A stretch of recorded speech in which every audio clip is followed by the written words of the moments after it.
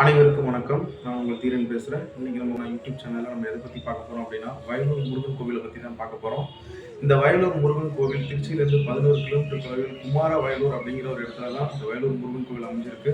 இந்த கோவில் வந்து இடைக்கால சோழர்களால் கட்டமைக்கப்பட்ட ஒரு கோவிலாகும்.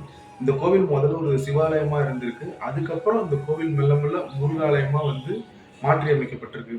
இந்த கோவில்ல அருணகிரிநாதர் முருகனை வழிபடும்போது தான் முருகன் அவருக்கு திருப்புகழ் பாடும் ஒரு ஆற்றலை தந்ததாக கூறப்படுகிறது.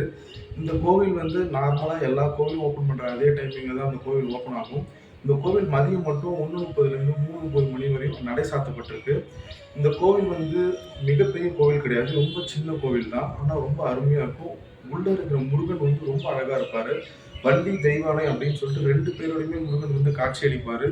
ரொம்ப அழகா இருக்கும் இந்த கோவில். கண்டிப்பா நீங்க எல்லாரும் போயிட்டு தரிசனம் பண்ணுங்க.